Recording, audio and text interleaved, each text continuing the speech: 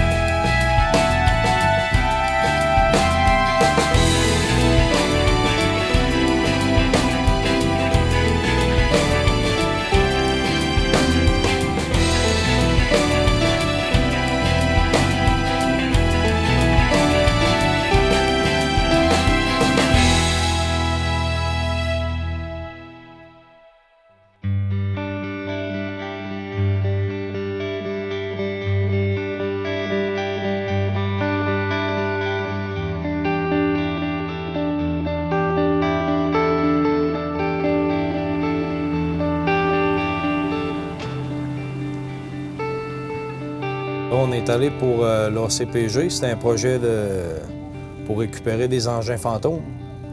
Puis c'est ça, on a attrapé des vieilles cages perdues, des cages à crabe, puis beaucoup de cordages, des vieilles cages des années 70, 80. Là. Puis il y en a des récentes aussi. Cette année, on a envoyé 3 bateaux. L'année prochaine, on va en envoyer 3 autres. Fait que c'est le même. Georges, c'est le dernier d'une série de 3. Puis là, il était à son premier débarquement ce matin. Ça a très bien fonctionné. Fait que les premières sorties qu'on a faites, ça a bien fonctionné aussi. Après ça, on a eu la météo qui a joué contre nous autres, les courants. Mais les premières journées, les premiers 3 jours du Maxime, ça a été très bon.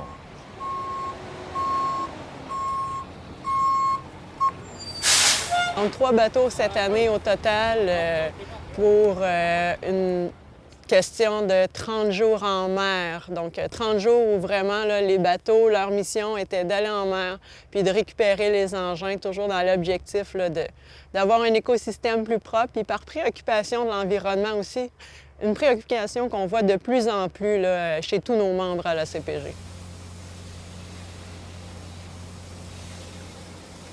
Bien, ça vient avec la baleine noire, je pense.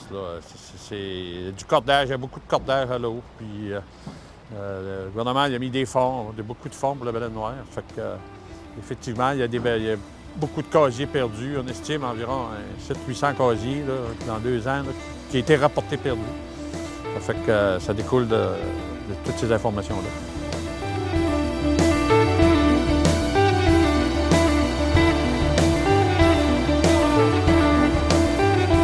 On participe à différents niveaux avec ce qu'on appelle les sciences, que ce soit par l'entremise du MPO, de l'Institut Maurice Lamontagne et même avec d'autres partenaires.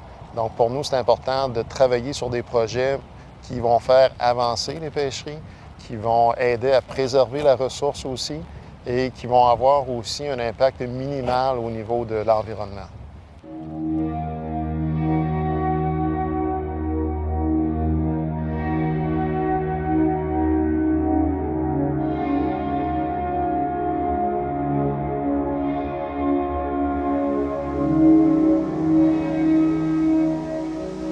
C'est clair qu'il y a eu une préoccupation, quoique cette année, il faut le dire, en 2020, il n'y a absolument rien eu. C'est plus dans les années antérieures qu'on a vu des événements. Est-ce que le programme a été fait en corrélation directe? Bon, je pense qu'il y a une préoccupation d'ordre général. Il y a la notion aussi du Rio 20, qui est un document officiel que le premier ministre a pris comme engagement. Donc, je pense que le tout découle de cet engagement-là.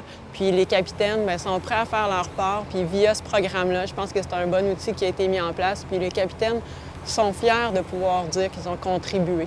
C'est quoi ce Rio 20-là? Le Rio 20, dans le fond, c'est une entente qui a été prise par l'ensemble des pays dans lequel on mentionnait qu'on allait faire attention à nos océans.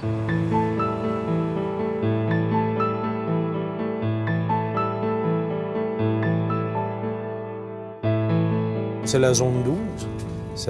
On a été dans le golfe, là. Puis, c'est ça, on est 3 gars à bord. Moi, c'est la première fois qu'on faisait ça, là. On savait pas à quoi s'attendre. Mais c'est quand même assez long par bout, là. On drague, puis on lève la drague, il n'y a rien dessus. Ça fait que le temps passe pas vite, mais quand on prend des cages, c'est plaisant. Là. On remonte ça, on a tout le temps hâte de voir qu'est-ce qu'il y a au bout, là.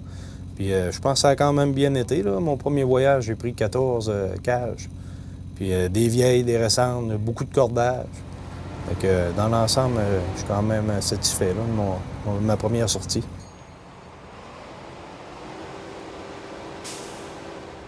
Bien, il y a une certaine fierté, un peu d'orgueil aussi, d'être capable d'aller en chercher. Je ne dirais pas qu'il y avait de la compétition entre eux, mais les gens s'intéressaient à ce que celui avait ramassé avant ou après. Donc, on voit là, que ça suscite un certain intérêt. Là.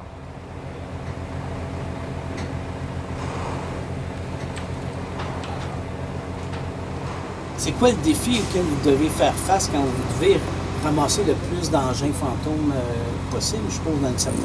Oui, bien c'est certain. Je veux en ramasser le plus possible, là. Mais avant toute chose, c'est la sécurité de mes gars en arrière, là, quand que je monte la drague, là, c'est pesant, puis je monte ça haut, là. S'ils ventent, là, ont plus de misère, là. Ça peut casser aussi? Oui, c'est certain. C'est du vieux cordage. Fait que, non, c'est ça. C'est surtout à ça que je fais attention, là. Mais pour ce qui est des trappes, là, je n'ai pris quand même plusieurs. Je suis bien content, là.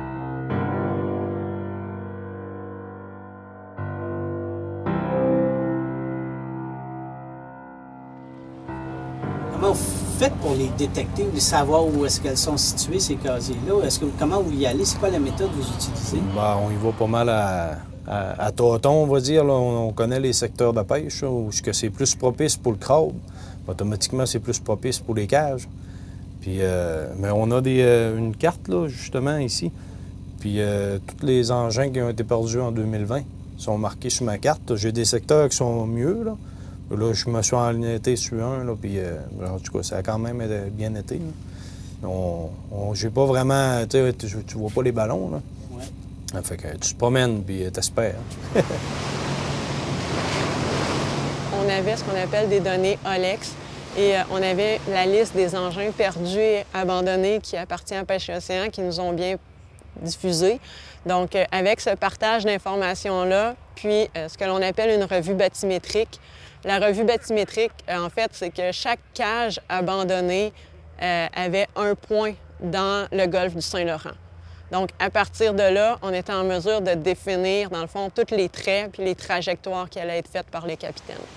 On prenait l'agglomération de toutes les cages, puis on définissait la trajectoire que le capitaine allait faire en fonction du nombre total de cages que l'on souhaitait récupérer.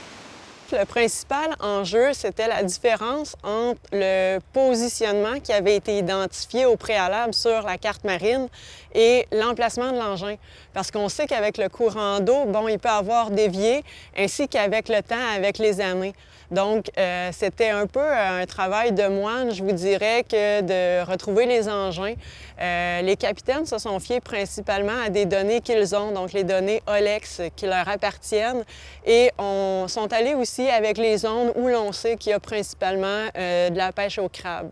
Donc, avec les bonnes connaissances de nos capitaines, les données qu'ils possédaient, c'est avec cet instinct-là, je vous dirais qu'on a réussi à récupérer le plus d'engins fantômes.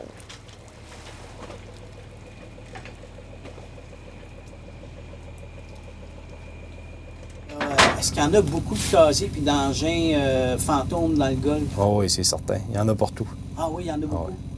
C'est sûr. Ça fait longtemps que ça pêche. Puis, ouais. Pour avoir pris des vieilles cages de même, il y en a pas mal. Mais comment ça qu'on retrouve ces casiers fantômes-là dans le golfe? C'est quoi la raison? Bien, des fois, c'est les gars, quand ils lèvent puis qu'ils ventent, là, bien, ça peut arriver que les cordes cassent ou les stabilisateurs, là, les nouveaux, les queues de castor, comme on appelle, là. Quand les bateaux se promènent de nuit, des fois, bien, ils accrochent les ballons avec le stabilisateur. Puis là, bien, ils arrachent les ballons automatiquement. Là, le pêcheur perd sa cage. Les dernières années, c'est surtout ça qui arrive, là. Bien, en fait, il y a une liste officielle qui existe. Lorsque un capitaine ou un propriétaire de navire perd un engin, il y a une déclaration à faire pour un engin perdu. Dans le fond, j'ai modifié, j'ai juste pris un devant qui était plus pesant. Mais le principe est le même, là. C'est en arrière, là, il y a des crochets, là. Les crochets sont faits un peu en triangle, là, qui font que quand la corde passe dedans, elle coince. T'sais, elle ne peut pas glisser.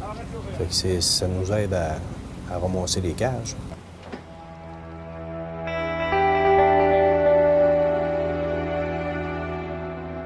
Mais dans le Golfe Saint-Laurent, effectivement, il y a beaucoup de pollution qui traîne. L'année prochaine, on est supposé de faire la 4S sur le nord.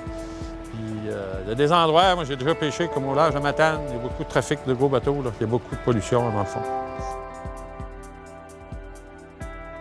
Le défi, c'est de faire un grappin qui fonctionne. Fait que là, notre premier essai, ça fonctionne très bien. Il y a de la place à amélioration. Fait que je pense que ça a bien été quand même pour la première année de travail sur ce dossier-là. C'est un projet qui a une moyenne de 200 000 par année. Pour vos 3 capitaines? Pour les 3 capitaines, mais l'ensemble du financement n'est pas uniquement alloué aux capitaines. Ce qu'il faut comprendre, c'est qu'il y a beaucoup de gestion, il y a de la coordination derrière ça. Il y a des préparations, donc on sollicite le travail d'un technologue en engin de pêche pour faire les revues bathymétriques. La confection de l'engin a été faite ici à Rivière-au-Renard et designé ici. Donc, il y a beaucoup de avant et après. On se concentre souvent sur le travail du bateau, sur ce qui est fait en mer, sur ce qu'on récupère, mais il faut voir qu'il y a toute une équipe derrière ça qui travaille à la recherche, qui est là en amont, puis il y en a toute une autre partie qui est là en après aussi. On s'est inspiré de quelque chose qui se faisait au Nouveau-Brunswick. Donc là-bas, il y avait déjà fait des tests comme ça, avec un appareil qui ressemble étrangement à celui qu'on a utilisé. Donc on a parti de ça et on en a modifié un selon ce qu'on connaît de nos fonds marins ici, les profondeurs et ainsi de suite.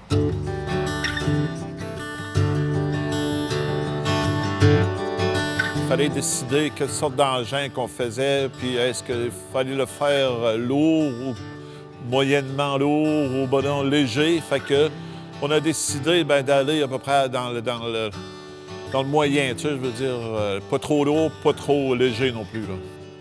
En fait, il y a eu plusieurs étapes. D'abord, la première étape, c'était de trouver le bon équipement pour réussir à récupérer les engins de pêche. Comme vous pouvez le voir, c'est suffisamment gros. Donc, il a fallu développer un grappin. Les premières étapes, on s'est retourné vers l'association de Fundé, une association de pêcheurs qui, eux, ont commencé ce processus-là avant même que les programmes existent, donc ils étaient vraiment avant-gardistes. On a regardé un peu comment le modèle était fait, puis ensuite, on a fait notre propre modèle à nous pour s'assurer qu'il réponde, dans le fond, à l'état des fonds marins qu'il y a là, dans notre golfe du Saint-Laurent. Puis la drague qu'on a développée comparativement à certaines, la nôtre comporte des roues à chaque extrémité, ce qui fait en sorte qu'on vient limiter les contacts avec le fond marin. Donc on avait en tête de préserver le fond marin, même si on avait à aller grappiner dans le fond pour retirer des engins fantômes.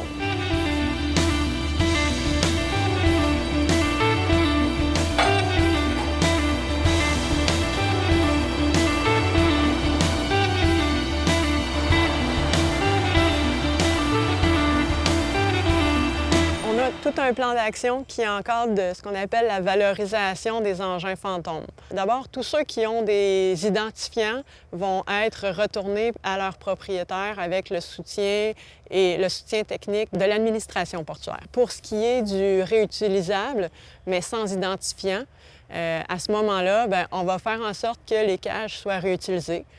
Certaines peuvent nécessiter juste de légers travaux et être réutilisées également.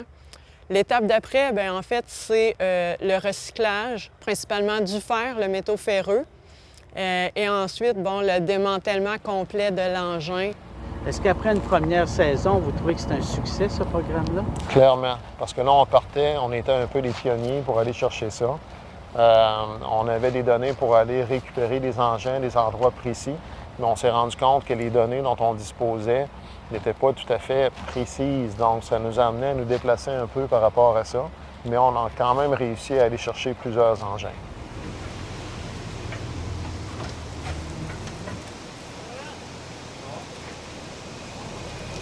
Le métier de pêcheur représente certains risques, dont celui de perdre des engins de pêche, justement. Et on connaît toute la situation entourant les efforts qui sont mis pour préserver la baleine noire. Donc, pour nous, de savoir qu'on est allé chercher plusieurs engins comme ça, qui appartenaient ou non à nos membres, c'est pas important. Bien, pour nous, ça nous dit qu'on fait notre part pour justement préserver cette espèce-là de baleine noire.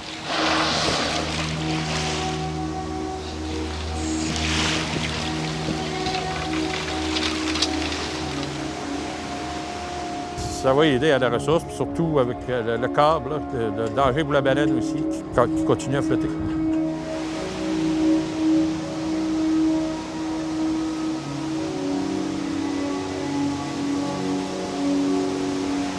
Mais je pense que l'avenir d'un tel programme a sa raison d'être, puis il doit être perpétué dans le temps. Puis avec le soutien des capitaines, avec les membres à la CPG, nos capitaines sont soucieux de l'environnement parce qu'ils sont soucieux aussi de la ressource. Si on fait attention à notre environnement, on fait attention à la ressource halieutique que l'on pêche, que ce soit du poisson, de la crevette, du crabe, peu importe ce que l'on pêche. Parce que, d'abord, c'est notre gagne-pain, c'est notre entreprise de pêche. Mais il y a un souci qui va au-delà de ça parce que la flotte de nos capitaines, ils ont tous de la relève. Puis la relève est souvent familiale. Un enfant, un neveu, une nièce, on sait qu'on veut léguer l'état de notre golfe en santé aux générations qui s'en viennent. Puis ça fait partie des préoccupations de notre capitaine. Puis c'est pour ça qu'un tel projet doit continuer de l'avant, puis ça doit se faire de pair avec les associations. L'année prochaine, ça va être la phase 2, comme je vous disais. Et on souhaite même que dans le temps, ça puisse se poursuivre, que les fonds soient disponibles pour qu'on puisse continuer avec d'autres de nos membres à aller chercher ces engins-là et les câblages là, qui sont rattachés aussi aux cages.